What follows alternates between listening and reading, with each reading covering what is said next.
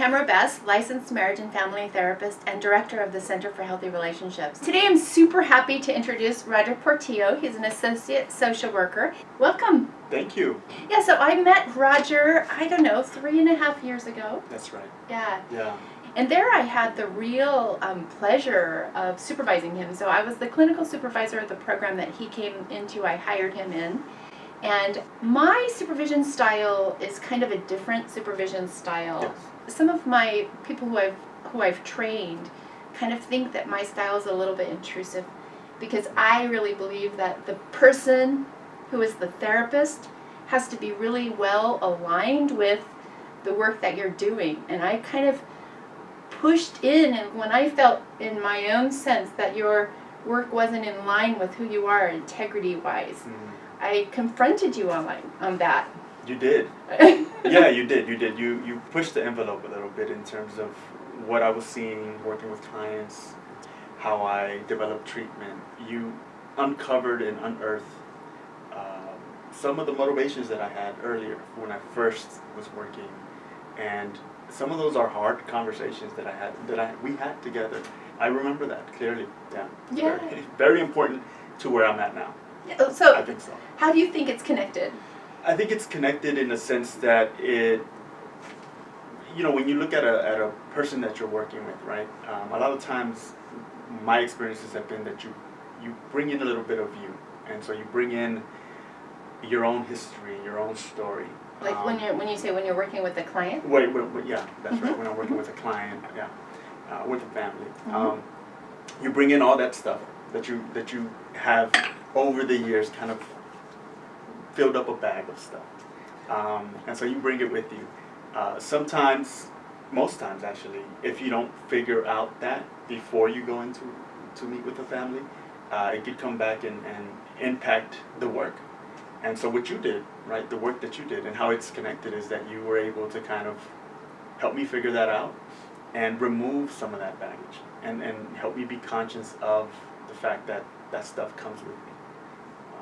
And so that's how it's connected, because now when I work with a client, when I work with a family, I'm conscious of that, and I try to be as present as possible when I'm working with someone. And that's really, like, when I talk about the brand of the Center for Healthy Relationships, is my commitment. I think so many therapists aren't aware of what you're calling the bag. Yeah. And so they send out little mini-me's out of the therapy office instead of helping people really work on what it is that they need to work on. Right. But that's one of the things that I really appreciated about you and why I wanted to invite you into this practice, because I think that being willing to be open to a supervisor who, like, before we met, we were essentially strangers. That's right. Yeah. And the first time I saw you sort of treating someone from your bag of stuff, and I went, whoa, hey, wait a minute, Roger. Stop and look at this. What's going on? Right. You were totally open. I mean, I remember your first expression on your face was like, whoa, like, what the heck, right?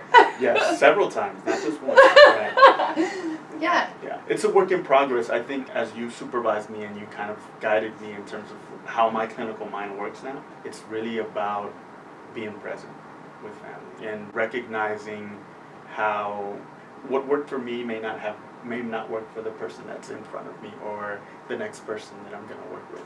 And so that was key to me, and that is something that I reinforce when I'm working with someone, with a client. Because it's important. Everyone's story is different, and it's not a cookie cutter situation, you know. Mm-hmm. Well, and actually the thing that I just put up a video yesterday that really talks about how our little T traumas, and that's the stuff that you have in the bag, right, affect our behavior. Mm-hmm. And really there is a formula for helping people overcome that you don't have to say, okay, this is what I did, follow me, but I'm going to be present with you while you walk through those steps. And I know what the steps look like. Right. And that's super essential. Yeah, it's super essential. That's one of the reasons why I've invited Roger to come to the Center for Healthy Relationships, is because I've watched his integrity as he's been confronted with his own bag of stuff. Yeah. Right? Right. And his willingness to make sure that he doesn't let that get in the way of the work. So how long have you been a therapist, and what made you decide that you wanted to be one? I've been a therapist for about 5 years. Really what motivated me to get into this field goes back to the bag. right? It's trying to resolve and to understand myself in this world, and trying to find a way to communicate with this world in a safe way. And so it took me several years to realize that after a while, doing it for me was not necessarily conducive for the work that we do to help others. It started with I want to do therapy because I want to help others, because it was for me.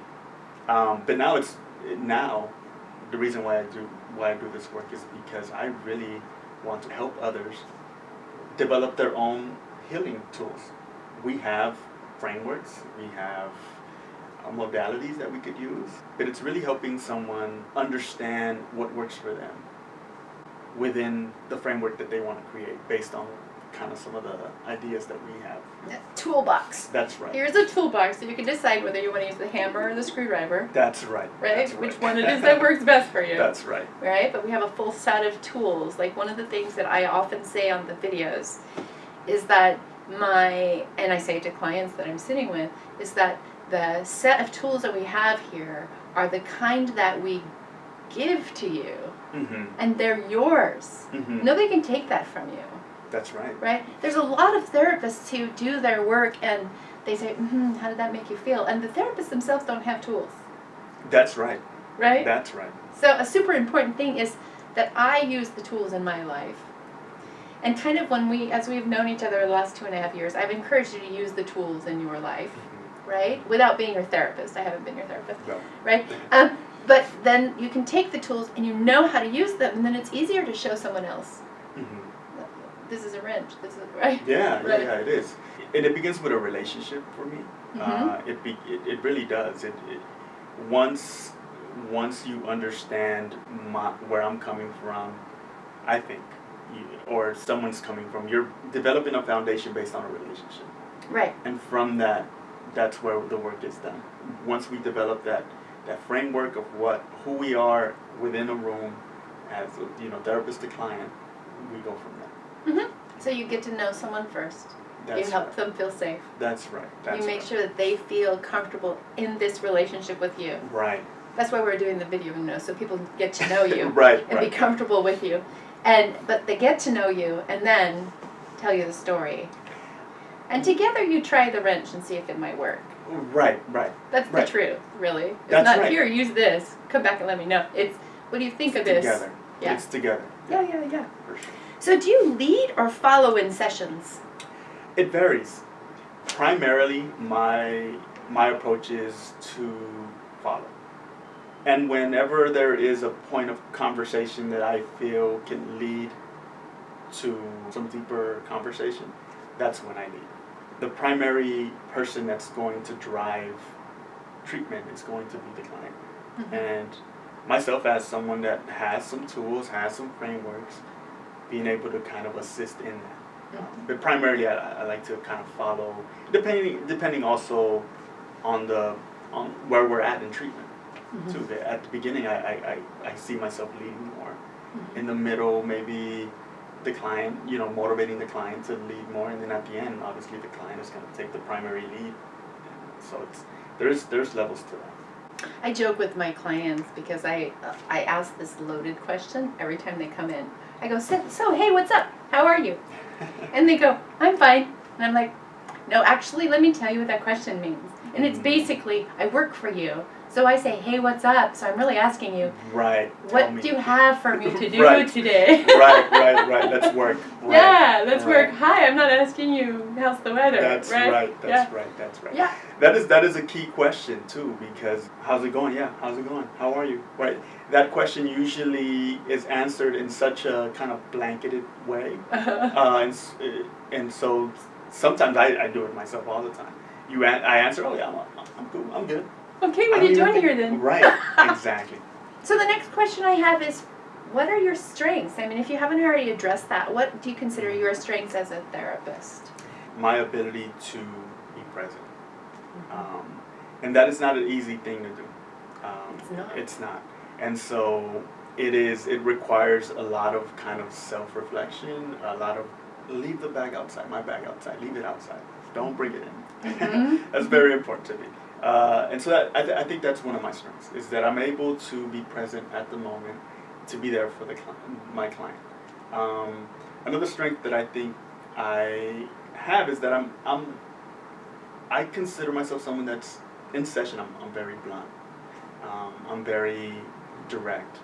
Not in a hurtful way, but in a way to identify the underlying issue. And so I think that it's important sometimes to be direct and to be honest about what's happening. And so I try to be that when I'm with a client. I've seen you in situations in a sensitive way, being very honest and blunt when things are hard. Yes. So you can do that, and Yes. you can do that in a way that is kind of holding, at the same time, like not mincing words. Yes. Yeah. Yes. So I've seen you do that. It's not easy. It's not that I enjoy it, but it's I think when it's vital, when it's gonna push or kind of drive a certain point. I think it's an important strength to have, and I try to use it, not all the time, right? I'm not gonna. The moment I see you away, no, there's tact to it, and so I try to use it sparingly and at its most important point, whenever the time is right. Yeah, and I've seen you do it. I've seen you do it tactfully. Yeah, you're welcome. It's one of the reasons I invited you. I mean, I like the way you embody your work. Like I really think that there are plenty of therapists out there who say one thing in the therapy room and then live a closet life that they don't want their clients to ever see. Right? But I've seen you embody the work that you do as a therapist, and so that's why I appreciate you and thank you. said, hey, Roger, come over here, right? Thank you. Yeah, Thank you. yeah. I appreciate it. Yeah. So then the next thing is, what do you help clients with? What kind of issues, like if somebody's considering the Center for Healthy Relationships, clearly if they want somebody who is a male therapist and not a female therapist, you would be an option. If you want someone who speaks Spanish, or you have family members who speak Spanish, but what are the issues that you address with clients? Trauma, training under you, that's some of the skills and frameworks that you've given me, I've taken and kind of used with my clients. Also, family conflicts, relationship issues, having loss or with separations with others, with people. Those are some of the other topics that I work with. So you're talking about couples, parent to child, That's right. extended family members. Yes. So if a mom and her teenage son or teenage daughter are fighting with each other, can they come to you and get... Yes. That is one of the strengths. So one of the strengths that you have, that isn't so much a strength of mine, is working with family systems. I haven't worked with so many families. I work with individuals and couples. Okay. And you do have a more experience and expertise actually working in the family unit than I have. Oh, okay. You didn't know that? I did not know that. Wow. Yeah, and I'm not particularly interested in having a whole family in my room. Okay. Right? But at the Center for Healthy Relationships, if somebody needs that, then there's a go-to person that... Yeah. You know, it doesn't have to be kind of like everyday fighting, but it could be certain things that you may find that are not balanced within the family unit, and sometimes just talking it out could work. Based on the work that we did in the agency, you were doing that work. I wasn't. Right. I was supervising the work. You were doing the work, right? So, that's right. So what are some of the family issues that you have addressed? Often teenagers, right? Teenagers are recognizing their own self as an independent person, and that is sometimes a difficult thing within a family. Sometimes it pushes up against parents' bag. Right. Oh yeah. Parents' bag of stuff. That's right. That's right. I've also worked with teenagers or younger kids with kind of like a generational gap with them and maybe their caregiver, a grandparent, or an older parent. Those are difficult gaps to kind of wedge as well, because it's a different world than what it was before. Two different worlds. That's right. Yeah. And so melding those worlds, that's where sometimes families find themselves in, trying to bring everything together, even though they're in two different worlds.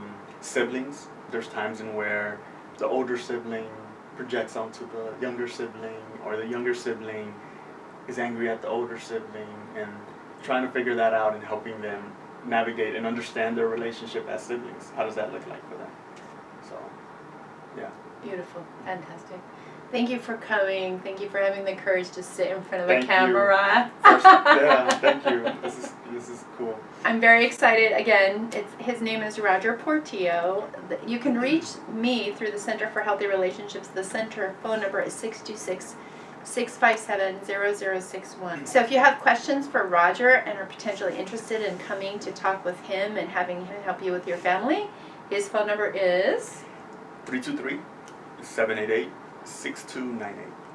You said it like you were waiting for someone to write it down. That's fantastic. Right. Perfect. Thank you so much. I'm Tamara Bass. This is Roger Portillo. Center for Healthy Relationships. Thanks for watching. Thank you.